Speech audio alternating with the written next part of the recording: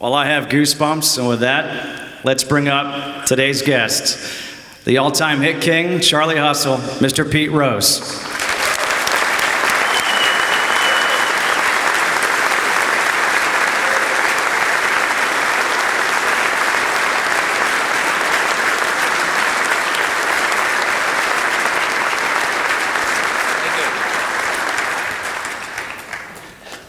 Thank you.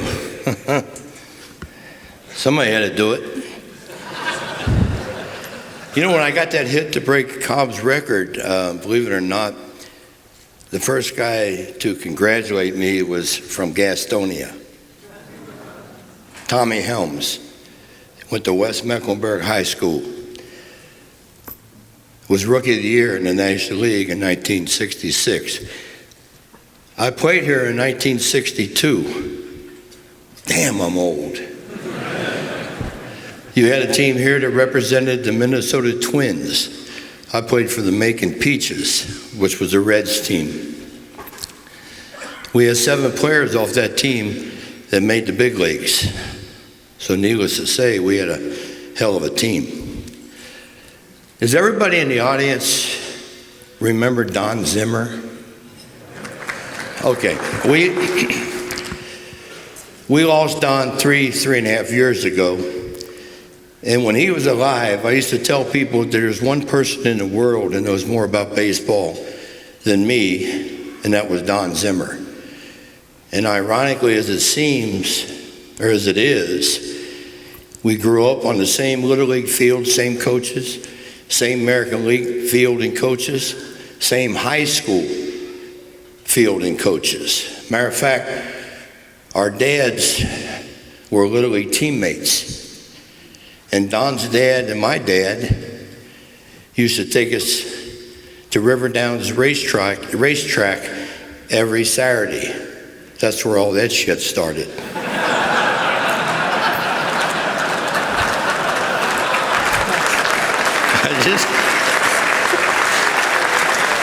It did. And Don's dad was the biggest gambler in the world, but he was a bad gambler. He told me one time he bet on a duck and the son of a bitch drowned. And he told me, he said, Pete, I'm about 10, 11 years old. He said, Petey, I had a dream about big hats and little hats and white hats and brown hats and square hats. And he went to work, and one of his employees owned a produce company, gave him a new Cincinnati red hat. As he did every day, he ate lunch. He went 10 miles east to River Downs Racetrack and opened up the program. And number 1 was Top Hat. Now, if you know anything about gambling, which I'm sure I'm the only gambler in the house, right? He's dreaming about hats. Guy gave him a new Cincinnati red hat. Program's number 1 Top Hat. He bet $1,000 to win on Top Hat. That's a big ass bet in 1951. Okay? They're going around 2 turns. They're coming down the home stretch. The last jump, a 50 to 1 shot beat Top Hat. And I said, Dad, who won the race? He said, Sombrero. You know, I was lucky enough. Does this microphone work? Because I had to be out on the side to tell this story. Can you all hear me? I guess this microphone don't work then. All right, it does now. Hello, 1, 2, 3, 4, 5, 6, 7, 8, 9, 10. Okay. I was lucky enough to make 17 All-Star games. The only one we lost was in 1971 in Detroit when Reggie Jackson hit that home run off of Doc Ellis. And the night before, I'm at a Ruth Chris Steakhouse, and at the next table is Willie Mays, who was on the team with me. And we talked, and Willie said, I'll be right back. So he went to the restroom, and he came back, and he looked like Willie Mays, should look. Light gray sharkskin suit, nice white shirt, purple tie, snakeskin shoes, and I noticed he had water all over both sides of his pants. And I looked at Willie, and I said, here's what Willie is. I said, Willie, what the hell is going on? He says, Man, you ain't gonna believe this. I was in there taking a pee, and the guy said, ain't you Willie Mays?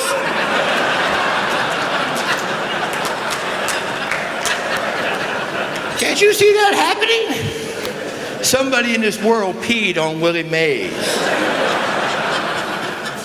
You know, this is a funny story happened to me about a month ago. It's true, too.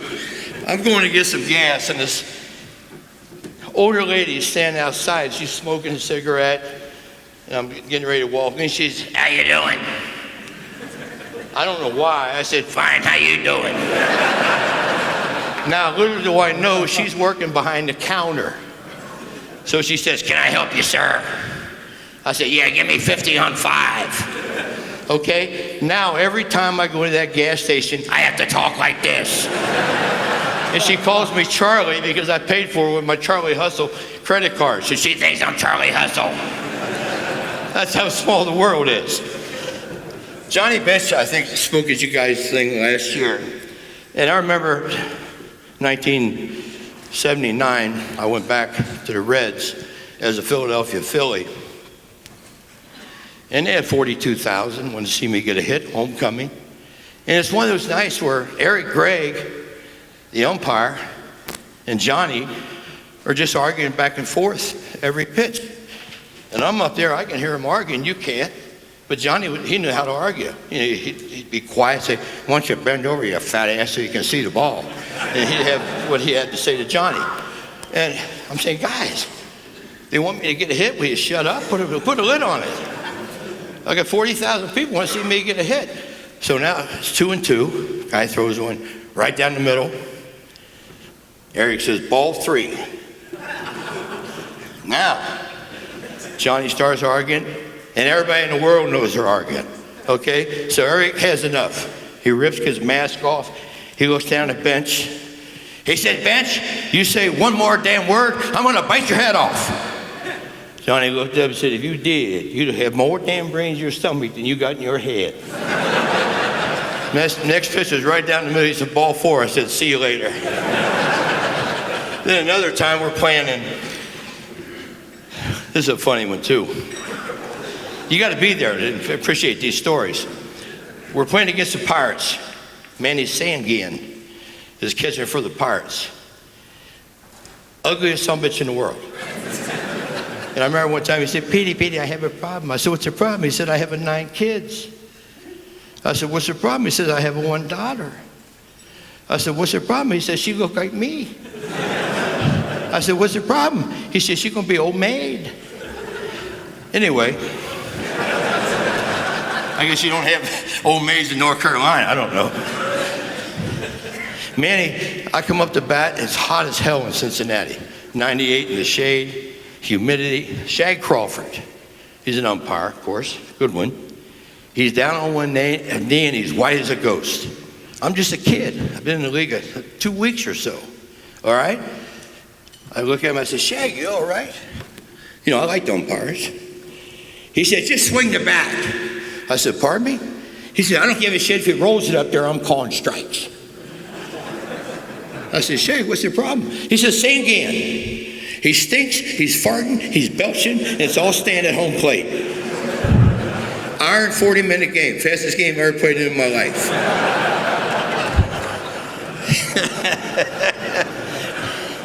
I remember one time David Concepcion, our shortstop, he was in a slump, you know, off and on. Okay, so my son's playing baseball in the minor leagues, and he calls me up and said, Dad, can you help me? I said, what do you want? What's the matter? He said, well, I'm 0 for 22. I said, what? He said, I'm 0 for 22. I said, what the hell are you calling me for? Call Concepcion. What the hell do I know about going 0 for 22?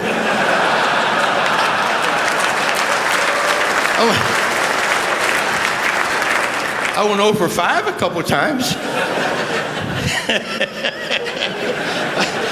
I remember one time Davey was in a slump. I mean, Davey was from Venezuela. And he was a great guy, but he was a whiner when he was in a slump. And we're playing in Chicago, Wrigley Field. And Morgan and Bench were sitting in a trainer's room, and they had this big-ass dryer that you could see the fire underneath the dryer. And Davey, he's just kidding. He's 6'2". He says, I get warm, I get hot, I get in this dryer. So he gets in this dryer. That's funny, yeah, he's getting in the dryer. The on-off switch is over there. God's honest truth. Perez walks in, hits the wall. The dryer went around 3 times. We finally got to stop. It's God's honest truth. It burned all the hair off his arms. It burned all the hair off of his legs. He went out and got 3 for 4 in that game. He was so petrified about that dryer, he wouldn't let the clubhouse guy put his jockstrap in it the next day. You know, on one of those film clips they showed, I was getting hit off of Phil Negro, knuckleball from Atlanta.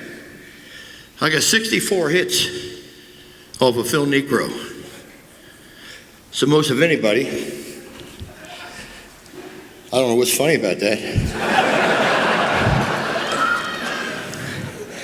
I got 42 hits off his brother Joe. So I got a 40th of all my hits off the Negro family. If she'd have had 5 boys, I'd have got 5,000 hits. I remember one time, Euchre, who caught Negro in Atlanta, was on Johnny Carson. And Johnny said, Euchre, how in the hell do you catch a knuckleball? He looked at Johnny and said, Johnny, you wait for that son of a bitch to stop rolling and you pick it up. How is you going to catch it? For those of you who don't know what a knuckleball is, come into this damn airport on American Airlines. And you know what a knuckleball is. I mean, I got in at 10 o'clock last night, and I thought I was at a World Series game. Everybody in the world was at the airport. What the hell's going on in this town? Huh? Your football team's 2-1. There's no Super Bowl, is there? I never seen so damn many people. Now, this is a good one, too, but if I offend anybody, what the hell are you going to do, suspend me? True story, though. I get a call in 1967. Guy identifies himself. State Department. Says, you want to go to Vietnam? I said, not necessarily. There's a war going on. He said, Joe DiMaggio's going. I said, I get to meet Joe? He said, you get to live with him for 23 days. I said, I'll go. Hell, I'd walk through hell in a gasoline suit to meet Joe DiMaggio. Him and I, Canigliaro from Boston, Jerry Coleman, went to Vietnam, broke us up into 2 groups. Joe and I went south, they went north. We ended up meeting them on the Intrepid, which is an aircraft carrier docked in New York at the present time. Now, if you're not aware, Vietnam was a jungle. And it's so damn hot you can't sleep. Okay, you can't sleep. Boom, boom, mortars going off. We're on a hill, a valley, another hill. Every 4th bullet out of the helicopter is a tracer. I'm not scared because Joe's not scared. It's good enough for him, it's good enough for me. Hell, he slept with Marilyn.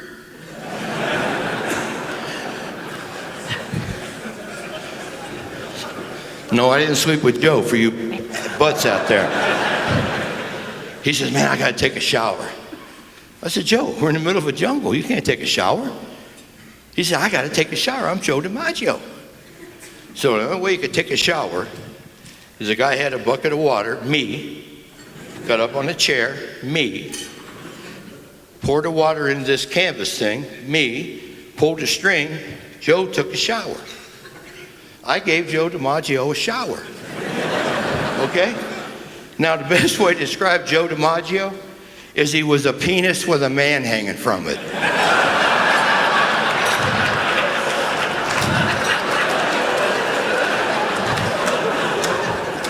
I have no idea how he hit 56 in a row carrying that damn thing around. But he did. He did.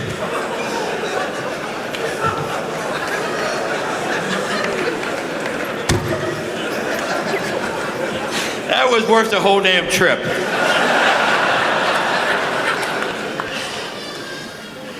The baby even thinks that's funny.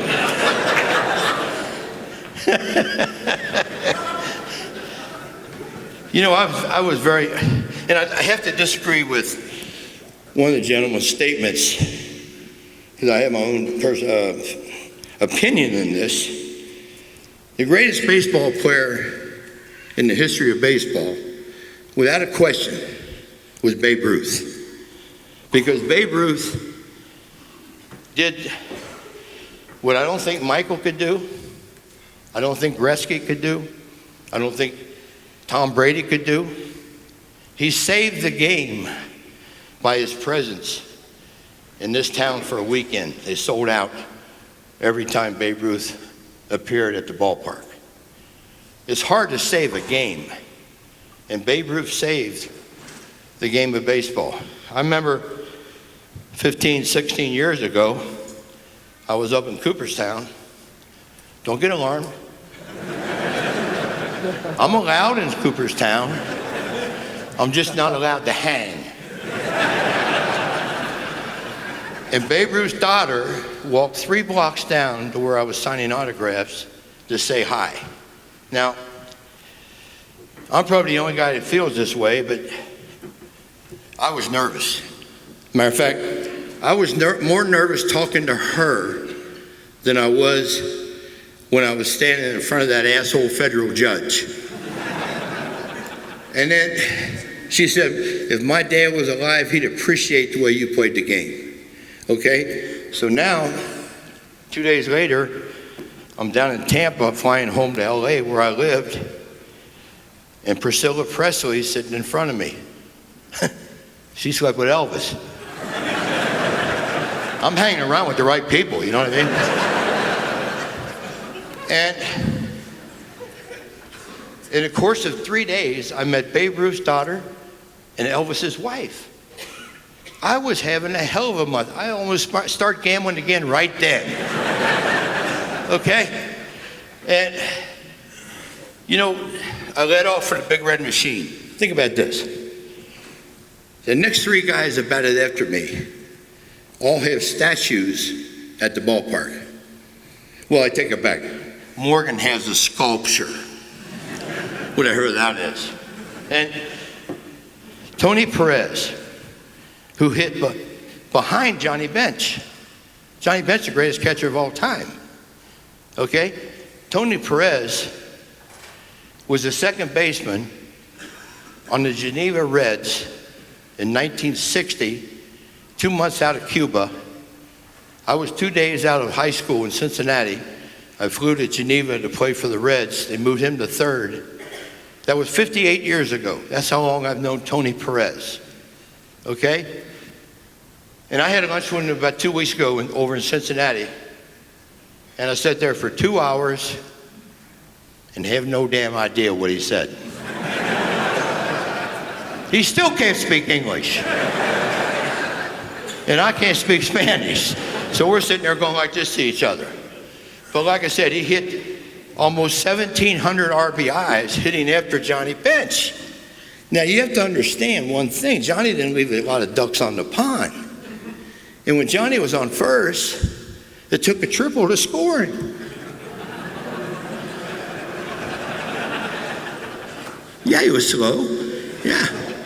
You know, we have an old cliche in baseball that don't carry that piano.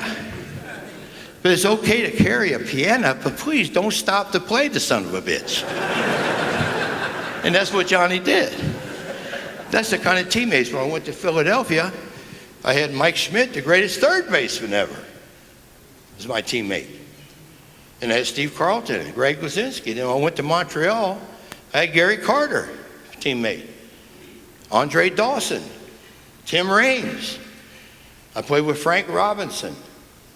He was my first Hall of Famer I played with. My last one was a guy I managed and brought up, Barry Larkin. So I actually got to play with 11 Hall of Fame players. So how much fun is that? See, because what Hall of Fame players give you is you can be positive or negative. You can be a winner or you can be a loser. You can't almost be pregnant. You can't be in between. And the Big Red Machine had positive, winning people. I know some of Dave Bristol's family's in the audience today. He was from Andrews, North Carolina, still is, made our Hall of Fame this year, made the Reds Hall of Fame. He don't get the credit that he should because he put together the Big Red Machine. Sparky developed it because Dave got fired after the '69 season. If Sparky was alive, he'd be the first one to tell you that. And we all love Dave Bristol. You know, he was our manager at Macon, and he was our manager in Cincinnati. He just was a great baseball person. He knows baseball. Sparky, well, we knew he had a lot of class when he came to Cincinnati because the first thing he did was made me captain of the team.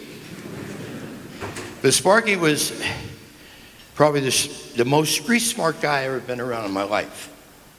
He understood people. Think about this. There's a lot of businessmen in the audience. There's 3 ways you can treat a person. Pat him on the butt, kick him in the butt, or leave him alone.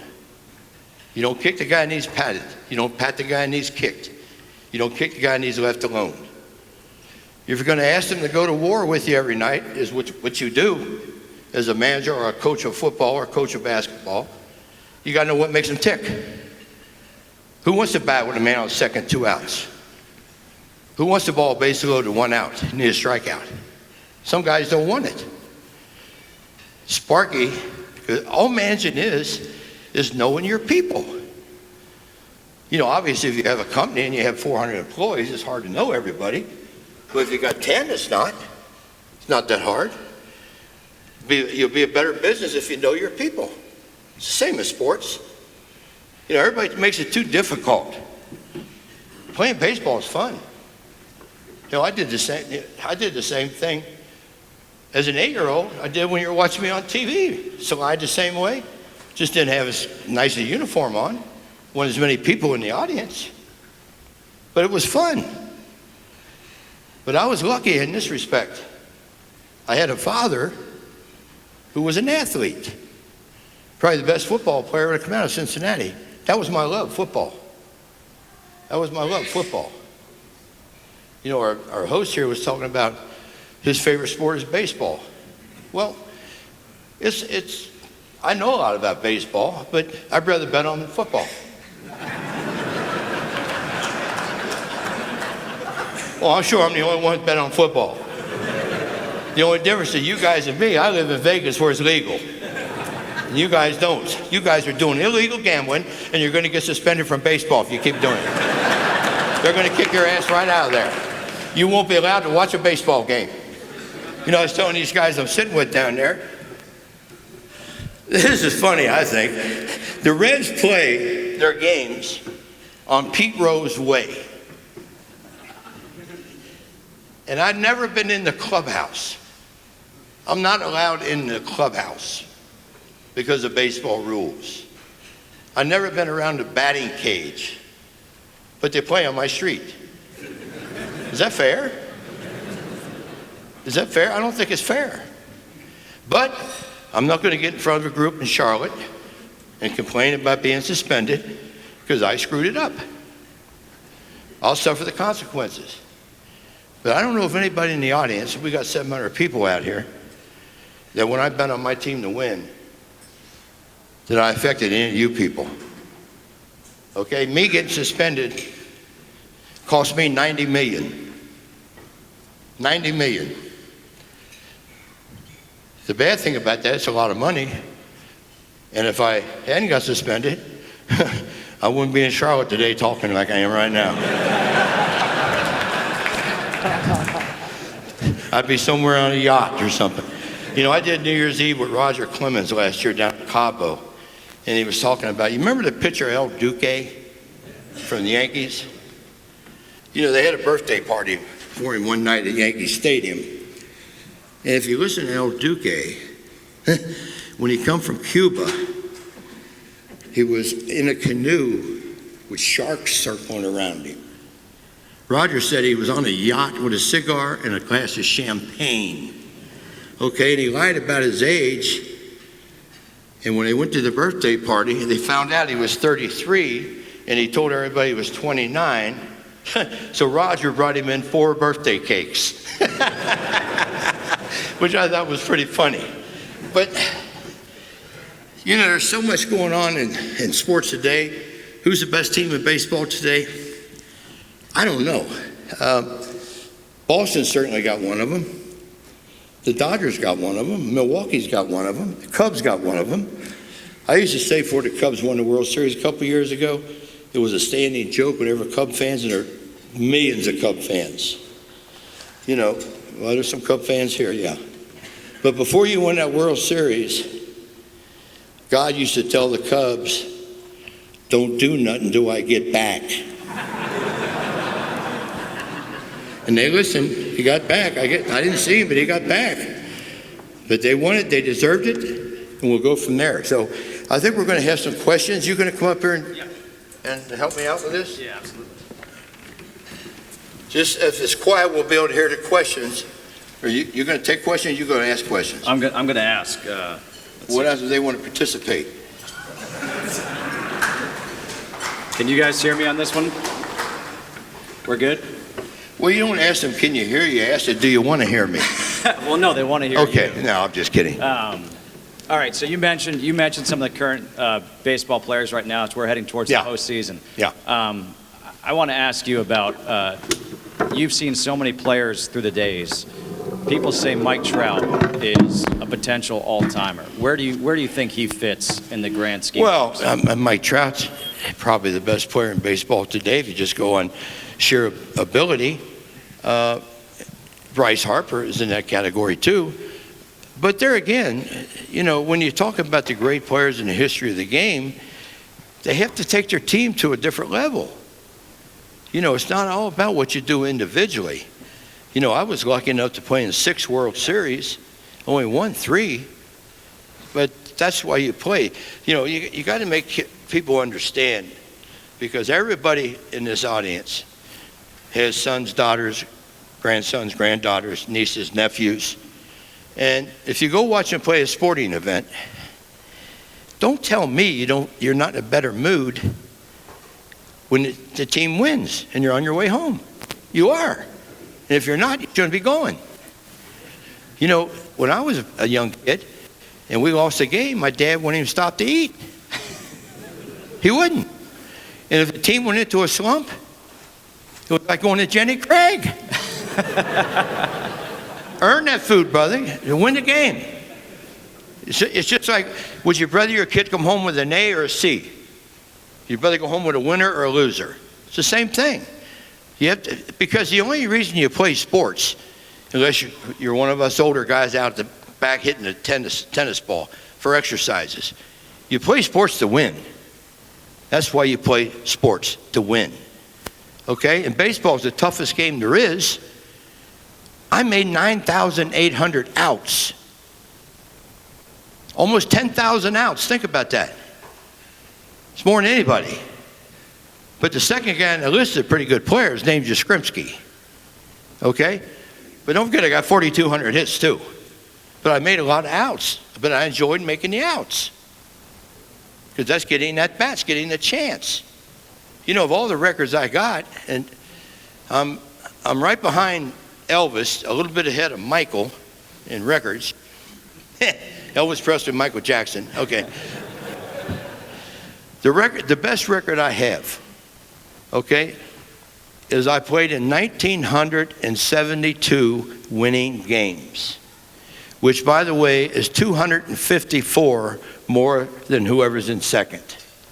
Because that's why you play the game. That's a credit to the teammates I had and the teams that I was on. We had that positive winning attitude. We didn't win every year. Like I said, I only played in 6 World Series, played 24 years. But most guys would take one every 4 years in the World Series. You know, I lost in 70, lost in 72, lost the playoffs in 73, won the World Series in 75 against the Red Sox, swept the Yankees in 1976, and beat Kansas City in 1980. And for those of you who followed the Kansas City Royals in 1980, the whole headlines throughout the whole World Series was George Brett had hemorrhoids. That's the press for you. They worried about his ass and not the games. It's kind of funny, wasn't it? All right, so how about some rapid fire questions? Toughest pitcher you ever faced?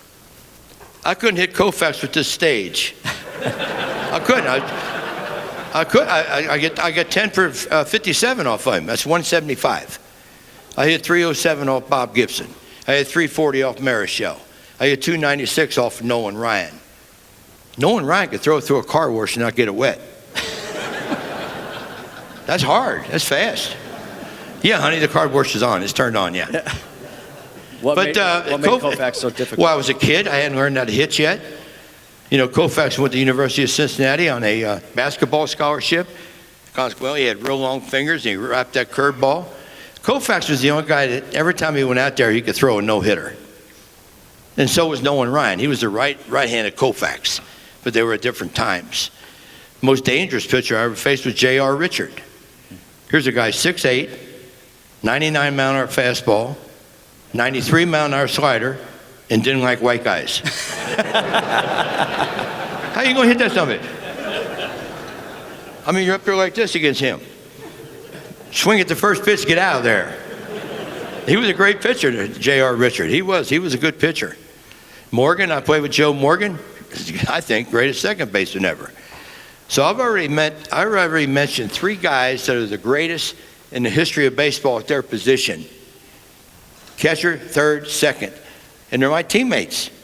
So how lucky was I to get to play with these guys? It was so much fun going to the ballpark. What about playing at home? What about playing in your hometown, Cincinnati? Well, playing in my hometown, I was a Dodger fan because of Don Zimmer. He was on the Dodgers. And he introduced me to Jackie Robinson, to Roy Campanella, Duke Snyder, Carl Furillo, Sandy Amorose, Pee Wee Reese, Charlie Neal. I mean, I met all those guys because in those days, the visitors' clubhouse was outside a separate building from the stadium. And my dad used to always take me back to say hi to Don when the Dodgers came into town. And they'd all have to walk right by me, and Don introduced me to all those guys.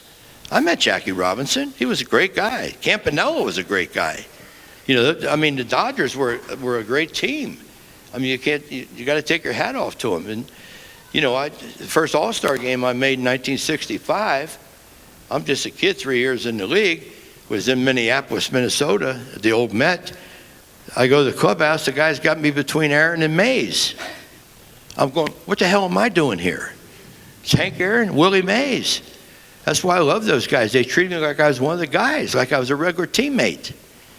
And that's why we won so many All-Star games. We took it serious because we didn't have interleague play at that time.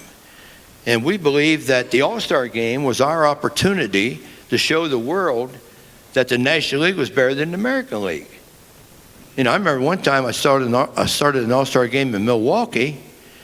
I started, Cesar Cedeno, and Willie Davis from the Dodgers started. And the backups were Mays, Aaron, and Clemente. That's a pretty good backup, isn't it? I mean, people were yelling, get them bums out of there and get the real guys in the game. I mean, I went down to the last at bat of the season. This is a funny story. I'm battling Clemente for my second batting title because the year before I beat Matty Alou for the batting title, and I went 5 for 5. He went 4 for 4 on a Saturday, and the season ended on a Sunday. And I went 1 for 4, and he went 0 for 4, so I beat him. Now, the next year, I'm in a batting race with Clemente. They're both from Pittsburgh. And the only way I can lose the batting title is if I go 0 for 4, and Clemente goes 4 for 4. So we're playing in Atlanta. We already got 5th place all locked up. And they're playing in Pittsburgh. They got 4th place all locked up. So I woke up to bat the 4th time up, and I looked down to 3rd, and Clete Boyer's playing 3rd base. And Clete gave me one of these. Never had a guy wink at me twice, but he winked at me twice, and I looked at him, and he's about 6 feet behind the bag. I'm saying, man, I need this batting title for a raise next year. So I dropped a bunt down, got a hit, and won the batting title. But don't tell the Clemente family that Cleet give me one of these. All right, so last question for you. For me, my three favorite players growing up were Don Mattingly, who they called the hit man, you're the hit king, Ricky Henderson, Yeah. Ken Griffey Jr. Who were your favorite players growing up? Ted Kozewski, the big guy, they cut the sleeves out because his arms are so big. He used to have these big arms. What is that, Ted? He said, those arms are Polish joke stoppers.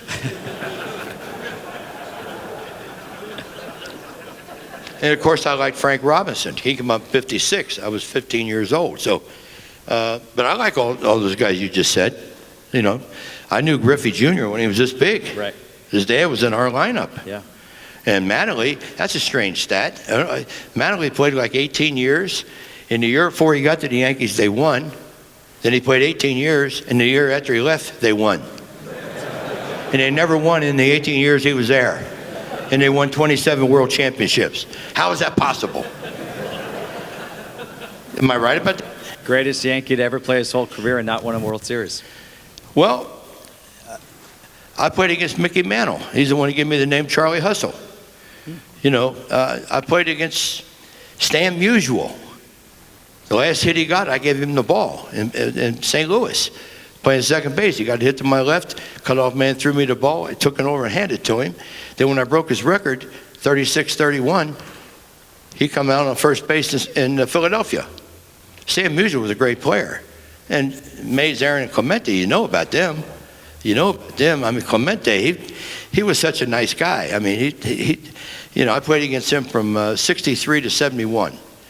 You know, I played against Musial just 1 year.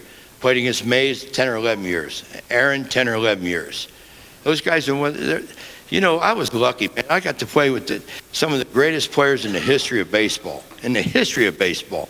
Sure, I would have liked to play against Babe Ruth or Ty Cobb. But, you know, I think a guy asked me the other day, he says, you know, if you were playing today, what do you think you'd hit? I said, I don't know. Watching these pictures, I think I'd probably hit 230, 235.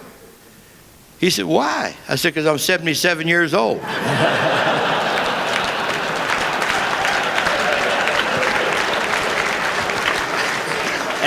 And on that note, I told you he's a great storyteller. Pete, I know you have one more thing that you want to announce to this crowd here today as Hurricane Florence hit the North Carolina and South Carolina area in the last couple I was weeks. discussing this with my boy John over there. And what I want to try to do, and I have to tell you, all proceeds go to the hurricane victims, okay? I don't want anything from this. But I would like to take pictures with people after the event is over and get a $500 donation, and I'll send you an autographed bat when I get back to Las Vegas. That's what I like to do, and see how many people in this area want to help us. And probably a lot of you have probably already supported the Hurricane Fund. But I want to do it in behalf of the Charlotte Touchdown Club. So if you feel generous, it's tax deductible.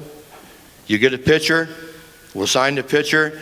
You get an autographed bat, we'll send it right to Johnny and Rocco, and he'll get it to you. You got to give me time to get back, and I'm on American Airlines, so it might take me some time. So that's what we want to do, and I hope I didn't offend anybody. I mean, I'm just up here trying to have fun. That's all I'm trying to do. And I appreciate the crowd. I appreciate your paying attention. And anybody else have a question? Yeah, what's it? I know you used to went to All-Stars 5 different positions. Yeah. What was your favorite? What's my favorite position? That's all for personal, isn't it?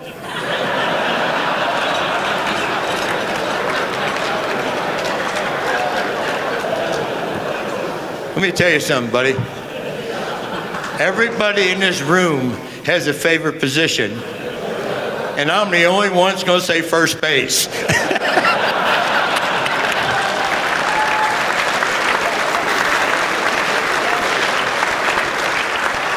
Just so you know, I planted that question. Well, I know everybody has to get going because we're Where they got to go? back to work. Catch Do they look flights. like they're ready to go? Ask another damn question. If you guys want to ask one more question, who wants to Hey, ask I'm getting $1 a minute. We got till 2 a.m. Raise your hand. We'll Raise get one your more hand, ask question. a question. Don't even tell me there's no questions. Come on, somebody. Gee, many cricket. Okay. Yeah. Yes, ma'am. Just ask. Yell it. So who's your brother winning this? Would it be Roger Clemens or Nolan Ryan? I'm going to keep telling you Kalaya. Yeah. Who I'd rather hit against? Well, they're both all-time greats. And you know what I had to do is I had to hit whoever was on the schedule. And Clemens wasn't on the schedule. But I faced Nolan Ryan a lot. He struck me out 13 times and walked me 18 times. Okay? But you have great pitchers in every era. And I don't know which one of those guys was the best. I know they're both great guys, and I know Roger Clemens is funny. He's funny. So why you got to put me in that spot? That's a horseshit question if you want to know the truth. Just kidding. Take either one. Just I'm glad they're not in the same rotation. You know, if you had to face them back to back, you'd have a lot of headaches. You know, because I'd be calling Concepcion. Yes, over here. Yes. What's your thoughts today about batting in the launch angle? I was telling somebody before, he asked me about the launch angle. You know, I watch baseball probably 2 games every day, sometimes 3.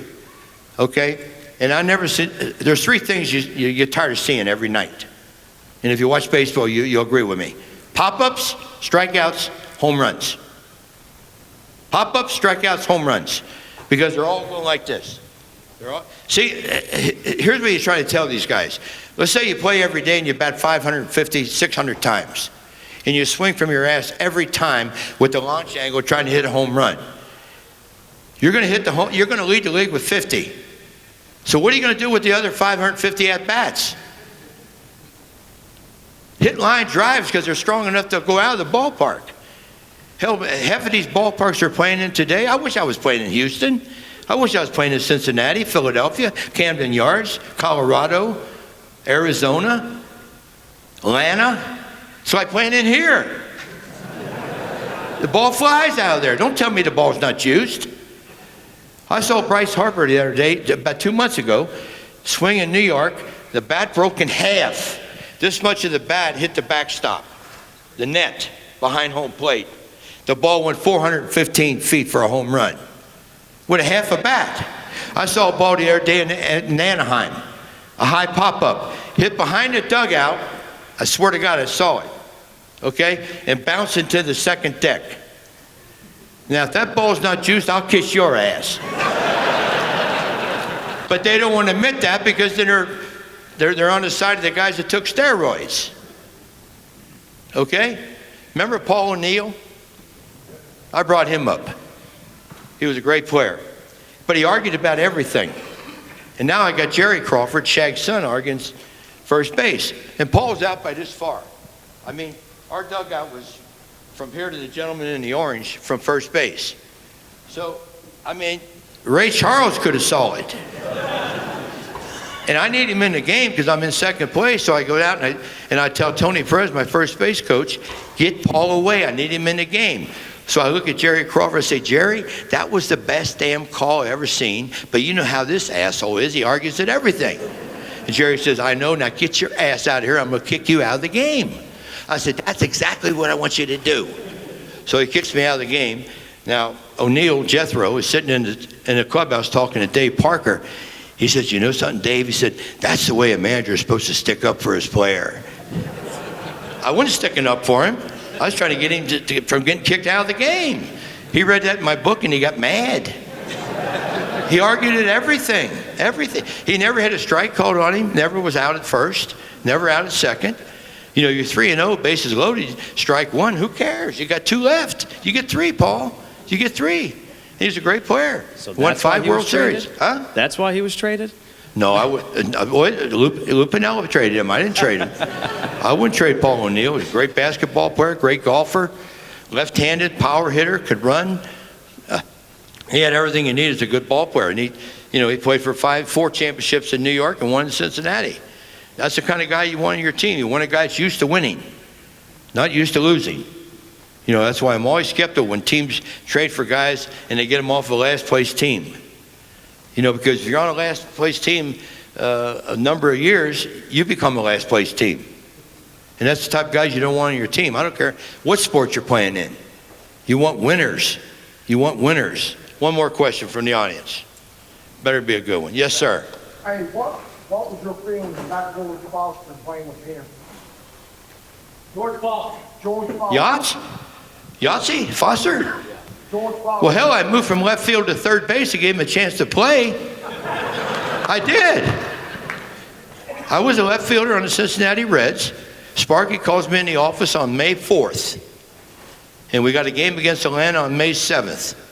And he says, Petey, he says, we got to add some more offense in the lineup. And I said, Sparky, I'm leading the league in hitting. What do you want me to do? He said, I want you to move to third base. I said, when? He said, Friday. I'm in the outfield, left field. Hell, the first thing I had to do when I moved to third base is buy a jockstrap. There were no jockstrap in the outfield with these hands. Put George in the lineup, hit 52 home runs. Okay, I moved from second base to left field to give Helms a chance to play. I went from third base to first base when I went to Philadelphia to give me a chance to play because they had Mike Schmidt. Man, when I played, you had to play. There's guys playing baseball today that don't have a glove. How can you not have a glove and be a baseball player? They're called DHs. They don't get to play when you go to the National League. What kind of honeymoon is that? Go make it out, sit in the dugout, wait for your next at-bat. Hell, I got to be in the game. I got to be throwing the ball in the stands and shit, doing that kind of stuff. Getting along with the people. It's just like, I watched the Reds last night. I turned on TV. They had 8,000 people at the game. It's a hell of a night to paint the seats. Where's the people? They're playing Kansas City. Well, I guess I wouldn't pay to see them 2 teams play either. I mean, think about it. I told the guys on the radio, I said, it's just like the chairs in this arena, this place right here. You know what chairs are for? It's the same thing the seats are for at the stadium. They're for asses. That's what chairs are for. That's why we got 700 chairs in here, because we wanted an ass on every chair. Well, they sell out every game in Boston. They sell out every game at Wrigley Field. They sell out every game in St. Louis, at Dodger Stadium. They don't in San Diego. They don't in Seattle. They don't in Cincinnati. They don't in Pittsburgh. They do in Atlanta. They don't in Miami. Some teams do it right. Some teams do it wrong. You got to give people a reason to come to the ballpark. Hell, it's like the restaurant business. You go into a restaurant on Monday, they give you a good meal, you'll probably come back. They give you a bad meal, you won't come back. If you're on the radio, I was on the radio for 9 years. You have a good show, they'll listen tomorrow night. You have a bad show, they'll turn the channel to somebody else. Same way playing baseball. You got to give people a reason to come back. That's the only reason you play, is for fans. You cannot cheat the fans. People are paying big bucks to go to these football games. You guys pay big bucks to go to the football games here and the basketball games. I mean, you don't have a big league baseball team yet. But, I hope you don't get one, really. Because baseball is already watered down. They can't have other teams come in. When I come up there, it was 8 teams in the National League and 8 teams in the American League. That's 16. Now there's 30. So that's 14 times 10. 140 pitchers pitching in the big leagues that wouldn't be pitching in the big leagues when I came up. 140 pitchers pitching in minor leagues that wouldn't be given the opportunity unless they expanded. So it's watered down. It's watered down. You don't need sports to be watered down just to have more cities. Just to have more, and you guys would probably support a baseball team. You probably would. It just so happens that whoever runs this city waited too long. I don't know where they expand. Montreal wants a team. I played up in Montreal. Shit, I had to hear, oh, Canada, glorious and free. I had to hear that every day. I know the words of Oh Canada more than I do our national anthem. One more question from you, big boy. One more question from me. You're putting me on the spot now. No, I'm not putting you on the spot. You're used to it, man. All right, I'll throw it out there. National League Cy Young, DeGrom or Scherzer? Well, that's a tough question because I worked with Max on Hey, Fox. you put me on the spot. I worked with I Max know. on. Listen, Max is leading the league in strikeouts, leading the league in innings pitched, second earned run average. I can't give it. I can't give a side. Neither one's going to the playoffs. I know that. So the reason that they say get DeGrom, well, the Mets stunk.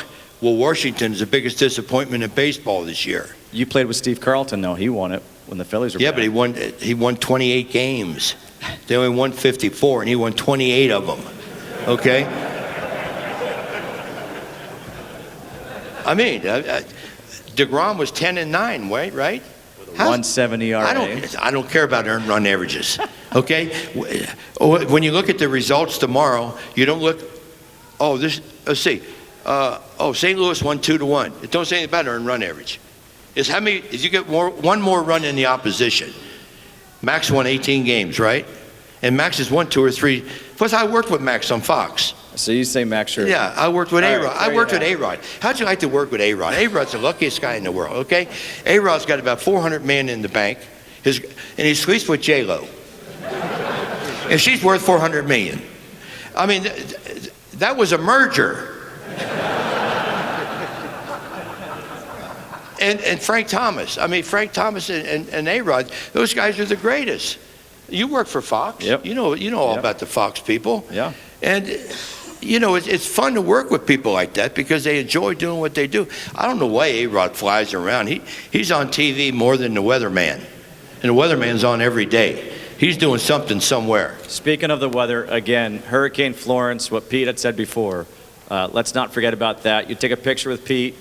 He will autograph the picture, and he'll also send you an autographed bat. We'll get the information through John Rocco. That's what we'll do. If you want, line up afterwards, and we'll do this. Everybody, if we can, have a round of applause here. Thank you very much. King himself, Pete Rose. Hopefully, like I said, it's a day you'll never, ever forget. Thank you.